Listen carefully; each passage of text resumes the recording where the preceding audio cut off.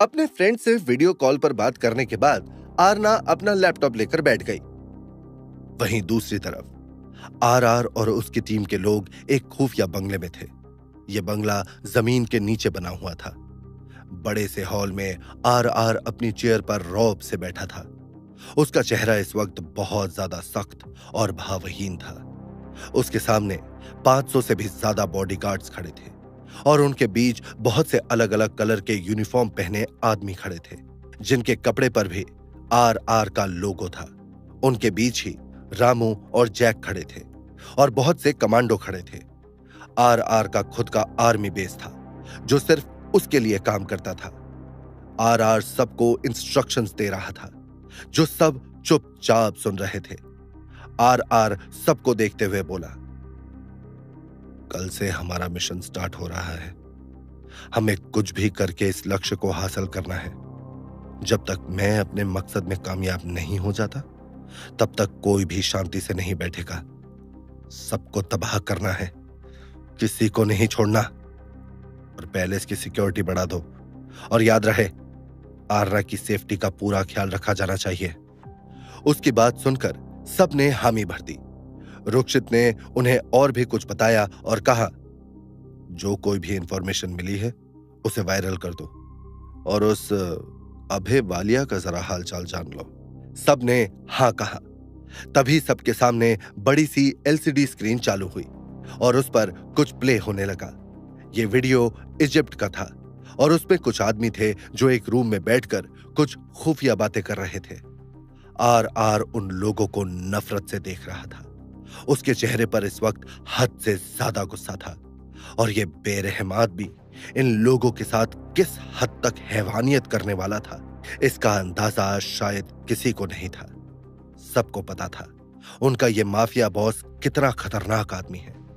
जितना बड़ा इसका मकसद था, उससे कहीं ज्यादा यह आदमी बेरहम और बेदर्द था, जो किसी खूंखार जंगली भेड़िए से कम नहीं था, जो अब सबको नोचने वाला था।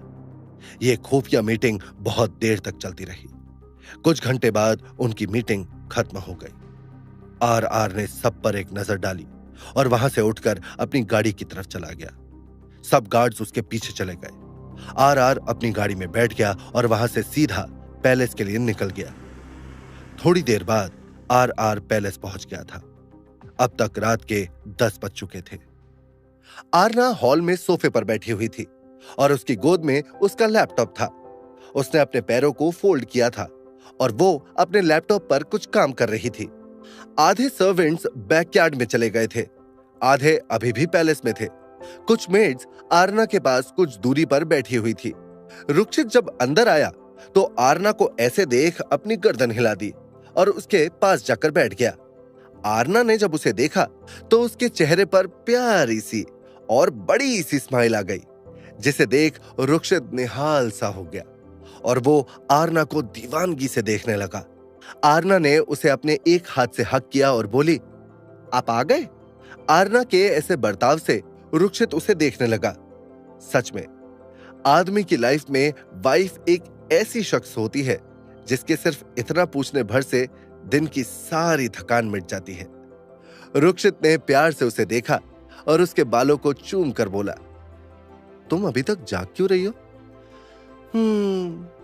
आपके बिना अच्छा नहीं लग रहा था, इसलिए आपका इंतजार कर रही थी। आरना ने मासूमियत से कहा तो रुक्षित को उसके ऊपर बहुत प्यार आ रहा था। उसने उसे कंधे से पकड़ते हुए कहा, तुमने खाना खा लिया? अभी तक तो नहीं, लेकिन अब आपके साथ खा लूंगी।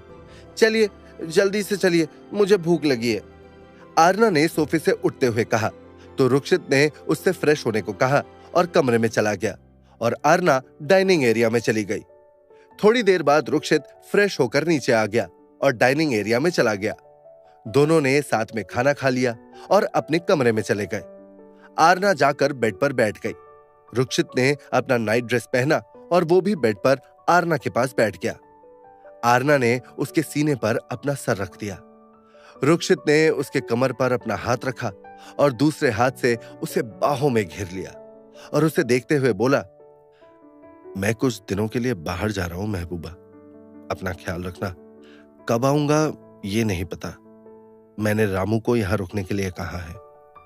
रुक्षित की बात सुनकर आरना ने उसके गले में अपने बाहों को लपेटते हुए कहा, पर क्यों जा रहे हैं आप? मैं यहां अकेले क्या करूंगी रुक्ष?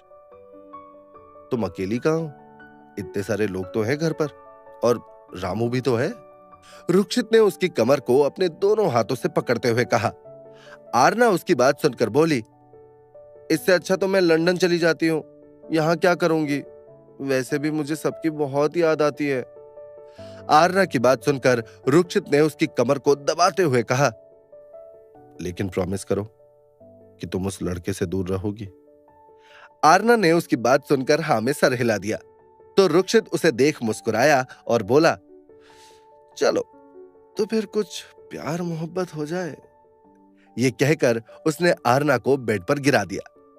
थोड़ी देर बाद आरना और रुक्षित दुनिया जहान की सारी बातों को भूलकर एक दूजे में खो गए। अगले दिन सुबह का वक्त, आरना और रुक्षित सुबह जल्दी उठ गए थे।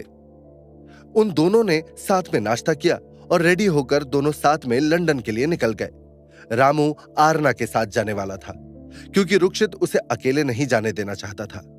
आरना प्लेन में रुक्षित के बाजू में बैठी थी और उसकी बाह को थामे उसके कंधे पर सर रखकर बातें कर रही थी।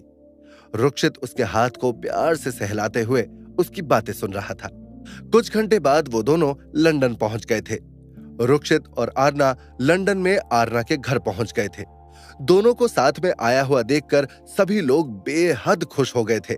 रुक्षित आरना को सबके सामने ही हिदायत दे रहा था और उसे अपना ख्याल रखने को कह रहा था। सब चुपचाप उन दोनों को देख रहे थे। आरना ने उसका हाथ पकड़ रखा था और वो उसकी बातें सुन रही थी। थोड़ी देर सब कुछ समझाने के बाद रुक्षित बोला, और उस फास्ट फूड से तो तुम 100 हाथ दूर रहोगी। रुक्षित की बात सुनकर आरना ने बुरा सा मुंह बनाया और बोली, आप तो ऐसे बोल रहे हैं जैसे आप महीने भर तक नहीं आने वाले। रुक्षित ने उसके हाथ को दबाया और धीरे से बोला, इतना टाइम लग भी सकता है बीबी। आरना उसकी बात सुन आंखें बड़ी करके बोली, इतने दिन?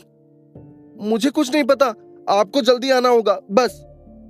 रुक्षित ने सर हिलाया और उसके माथे पर हौले से किस कर दिया, तो आरना भी उसे हग करते हुए बोली, आप अपना ख्याल रखना। रुक्षित ने उसे कसकर गले लगाया और वहां से इजिप्ट के लिए निकल गया।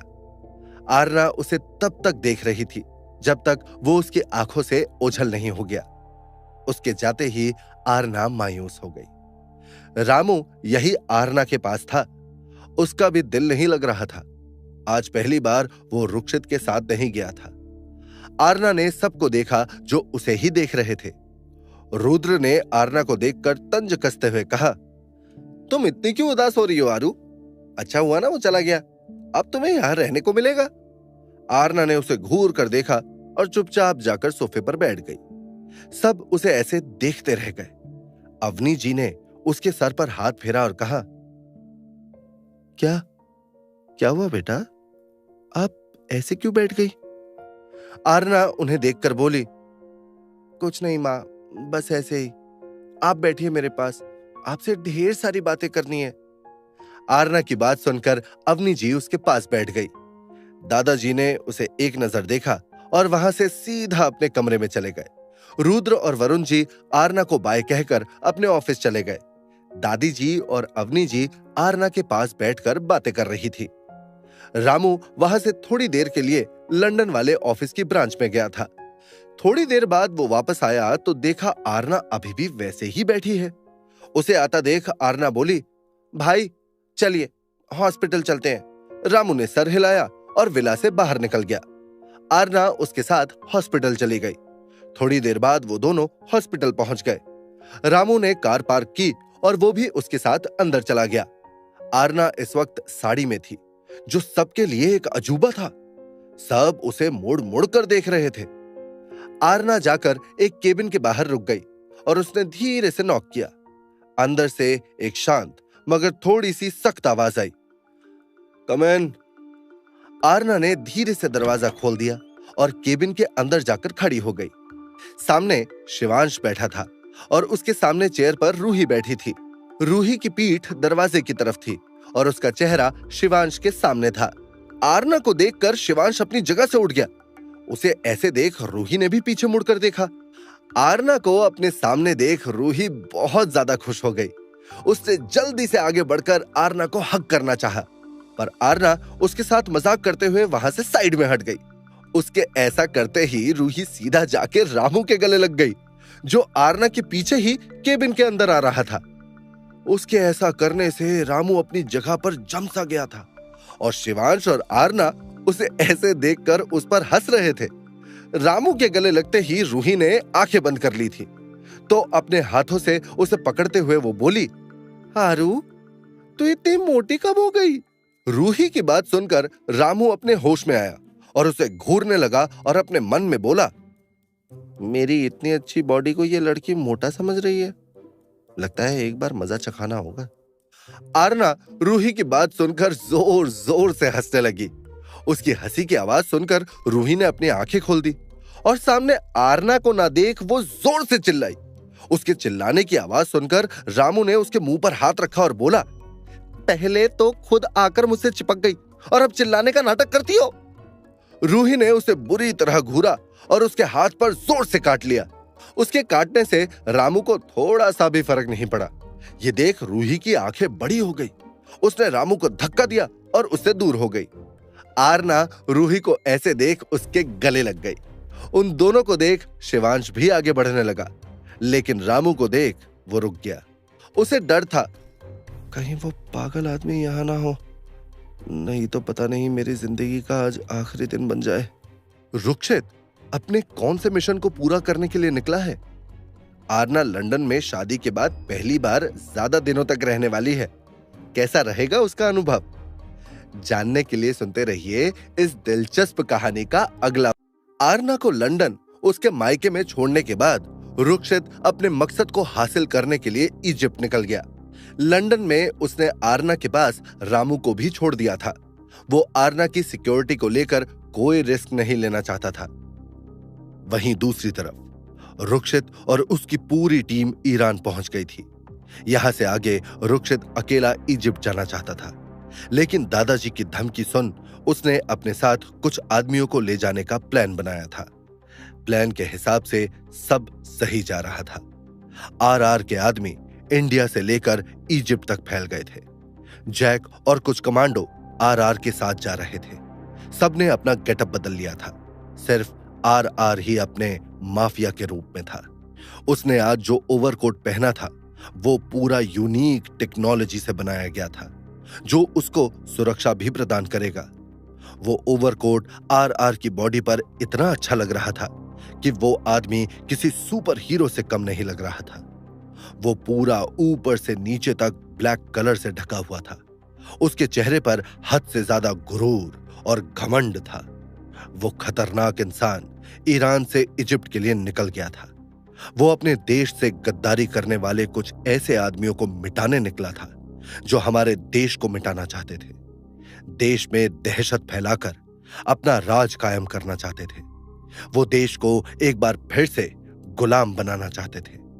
इस सब को सपोर्ट करने वाले हमारे ही देश के कुछ नेता थे। आरआर कुछ घंटे बाद इजिप्ट पहुंच गया था। उसने जैसे ही उस देश में अपना कदम रखा, वहां की हवाओं का रुख अचानक बदल गया। तेज हवाएं चल रही थी, जैसे वहां कोई तूफान आया हो, जो आरआर के वहां कदम रखने की मानो गवाही दे रहा हो। शाम का वक्त था।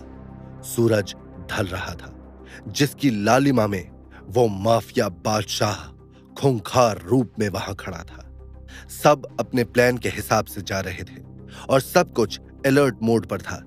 इस वक्त आरआर वहीं जा रहा था जहां उस वीडियो में वो आदमी खुफिया मीटिंग कर रहे थे। इस वक्त उस खुफिया मीटिंग रूम में कुछ गिने चुने लोग ही थे। रुक्षित तेजी से उस रूम के बाहर खड़ा हो गया और जोर से दरवाजे को लात मारकर सबके सामने टशन से खड़ा हो गया। उसने सबको अपनी गर्दन टेढ़ी करके खतरनाक तरीके से देखा और अपनी खतरनाक आवाज में बोला, कैसा लगा मेरा सरप्राइज?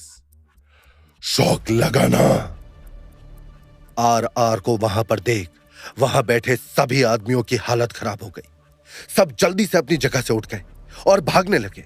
पर वो ऐसा करते इससे पहले ही उस खूंखार माफिया ने उन सब पर अटैक करके उन्हें मार दिया और उनके बदन पर अपना नाम RR लिखकर उन्हें वहीं छोड़ दिया। 2 दिन बीत गए थे और इन 2 दिनों में इजिप्ट में 15 से ज्यादा लाशें मिली थी और उन सबको मारने वाला माफिया RR था। 2 दिन में ही इजिप्ट का माहौल खौफ से भर गया था। इजिप्ट की यह हालत पूरी दुनिया में सनसनी न्यूज बन गई थी। सब जगह एक ही न्यूज चल रही थी। पूरे इजिप्ट में लॉकडाउन लग गया था। पूरी दुनिया दहशत से हिल गई थी।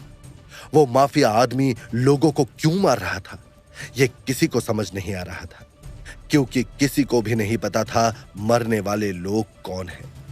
सबको यही लग रहा था कि वे सब RR के दुश्मन हैं। उधर लंदन में आरना ने भी ये न्यूज देखी थी और उसका दिल बैठा जा रहा था। उसे बहुत घबराहट हो रही थी, कहीं उसका रुक्ष भी इस सब में शामिल ना हो। रामू न्यूज देखकर आरना की मनोदशा समझ गया था। उसने आरना से धीरे से कहा, भाभी, बॉस बिजनेस मीटिंग के लिए गए हैं, उन्हें इस सब के बारे में कुछ नहीं पता। आरना ने उसे देखा और मासूमियत से बोली, आप सच कह रहे हैं ना भाई, रुक्ष उसके साथ नहीं है ना? आरना की मासूमियत देख रामू ने अपना सर हिलाया। ये देख आरना बोली, फिर वो मुझे कॉल क्यों नहीं करता? मैंने भी कितने कॉल किए पर उसका फोन बंद है। भाभी, वो उसका फोन टूट गया है, शायद अभी तक उसका दूसरा फोन आया नहीं होगा ना, रामू ने कहा। उसकी बात सुनकर आरना ने छोटा सा मुंह बनाया और बोली, आप जाइए ना और उसकी खैर खबर लाने की कोशिश कीजिए ना प्लीज। रामू वहां से उठकर बाहर चला गया और उसने जैक को फोन लगाकर यहां की बात बता दी, जिसे सुनकर जैक बोला, मैं बॉस से बात करता हूं। यह कहकर उसने फोन रख दिया। रुक्षित इजिप्ट के तूफानी इलाके में रुका हुआ था, क्योंकि वहां भयंकर तूफान अक्सर आते थे, इसीलिए वहां कोई आता जाता नहीं था। रुक्षित ने जैक की सब बात सुन ली थी। उसने आरना को फोन लगाने को कहा और जैक का फोन उसके हाथ से ले लिया और उसे वहां से जाने का इशारा किया। जैक ने गर्दन हिलाई और कुछ दूरी पर चला गया। आरना हॉल में बैठी थी, तभी उसका फोन रिंग हुआ। उसने देखा जैक का कॉल है। उसने झट से उठाया और कान पर लगा लिया। दूसरी साइड से रुक्षित की बेहद प्यार भरी और आकर्षक आवाज आरना को सुनाई दी, महबूबा। रुक्षित की आवाज सुनकर आरना की आंखें बंद हो गई और उसका गला भर आया था। आज 2 दिन बाद उसने रुक्षित की आवाज सुनी थी। उसे काफी अच्छा लग रहा था। वो अपनी जगह से उठी और कमरे में चली गई। आरना ने शिकायती लहजे में रुक्षित से कहा, आपका फोन कहाँ है? मैंने कितने फोन किए, आपको मेरी याद नहीं आ रही क्या? आरना की बात सुनकर रुक्षित ने आंखें बंद की और बोला, बहुत आती है बीबी, लेकिन क्या करूं, काम इतना इंपॉर्टेंट है, बस इसे जल्दी से खत्म करके तुम्हारे पास आना है मुझे, वो भी बहुत पास। तुम्हारी सांसों को, तुम्हारी धड़कनों को नजदीक से सुनना है। रुक्षित की बात सुनकर आरना के गाल लाल हो गए। उसका दिल धक धक करने लगा। तभी वहां बहुत तेज तूफान आया। रुक्षित की आंखें बंद थी, जिस कारण उसे इस बात का अंदाजा थोड़ी देर बाद लगा। तूफान इतना तेज था कि सब एक दूसरे से अलग अलग हो गए। आरना का फोन अचानक ही डिस्कनेक्ट हो गया।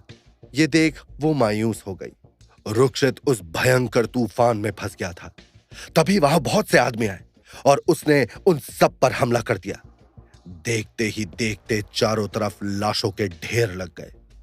इस जगह बहुत आतंक फैल गया था। पूरा दिन निकल गया था और अब ये सब न्यूज में दिखाया जा रहा था। RR अपनी बेदर्दी दिखा रहा था। उसने इतने आदमियों को मारा था जिसका कोई हिसाब नहीं था। उसकी इस हरकत पर वहां के प्रेसिडेंट पागलों की तरह RR को ढूंढ रहे थे, लेकिन वो खतरनाक माफिया अपनी हैवानियत दिखाकर वहां से गायब हो गया था। और वो ऐसे गायब हो गया था जैसे वो वहां पर कभी आया ही नहीं था। सब प्लान के हिसाब से ही हुआ था। उसे जिन जिन लोगों को मारना था उसने मार दिया था। उसका खौफ और बढ़ गया था। लेकिन इस माफिया ने अब सबके दिलों में अपनी दहशत पैदा कर दी थी। जितने लोग मारे गए थे, उनके साथ जो आदमी जुड़े हुए थे, वो भी अब आर की दहशत से हिल गए थे। वो माफिया अपने मकसद के नजदीक आ रहा था, जिसके लिए उसने अपना खौफ फैलाना शुरू कर दिया। सबका नंबर आने वाला था। सब समझ गए थे कि अब उनको कोई बचाने नहीं वाला था, सिवाय उनके बॉस के, जिसके दम पर सब आतंक फैला रहे थे। देखते ही देखते 1 महीना बीत गया था। सब सुरक्षित थे, सिवाय उनके माफिया बॉस के, जो 1 महीने से गायब था। जैक ने ये खबर रामू को दे दी थी, जिसे सुनकर वो भी इजिप्ट के लिए निकल गया था। वहीं आरना अपने रुक्ष का बेसब्री से इंतजार कर रही थी। उसे यह भी नहीं पता था कि उसका रुक्ष अब है कहां। आरना के लिए अब हर एक पल मुश्किल हो रहा था। उसने रुक्षित से 1 महीने में सिर्फ 1 बार बात की थी। तब से उसने रुक्षित को नहीं देखा था, ना ही उससे बात की थी। सुबह का वक्त आरना हॉल में सोफे पर बैठी हुई थी। वो बहुत मायूस लग रही थी। उसका किसी भी चीज में मन नहीं लग रहा था। उसे रुक्षित की बहुत ज्यादा याद आ रही थी। सब उसे देख रहे थे। हमेशा चहकने वाली उनकी बच्ची शांत से बैठी थी। दादाजी के चेहरे पर परेशानी के भाव थे।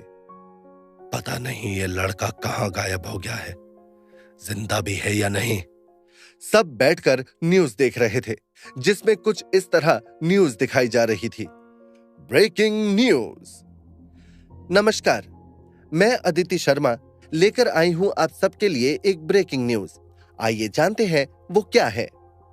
सूत्रों के अनुसार से हमें पता चला है, माफिया आर, जिन्होंने 1 महीने पहले ही अपना खौफ, अपनी दहशत इस दुनिया में कायम की थी, उस दिन के बाद उस माफिया को कहीं पर भी देखा नहीं गया है।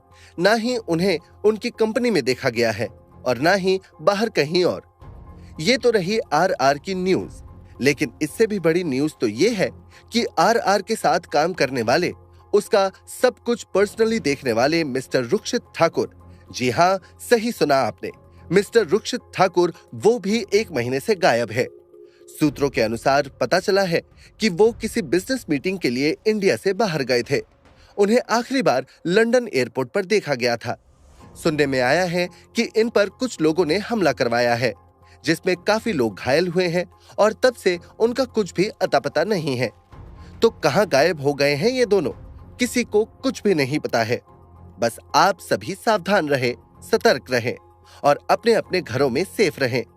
आगे की जानकारी को जानने के लिए जुड़े रहिए हमारे साथ। आरना जो मायूस होकर बैठी थी, उसे आर की न्यूज सुनने में कोई इंटरेस्ट नहीं था। लेकिन जैसे ही रुक्षित के बारे में कहा गया, आरना झट से अपनी जगह से उठ गई और शॉक्ड होकर टीवी की तरफ उंगली दिखाते हुए बोली, ये क्या बोल रही है? ये पागल तो नहीं हो गई? दादू, आप पूछिए किसी से, कहां है रुक्ष? आप रुकिए, मैं देखती हूं। यह कहकर आरना ने रामू को फोन लगाया, लेकिन उसका फोन डिस्कनेक्ट हो गया।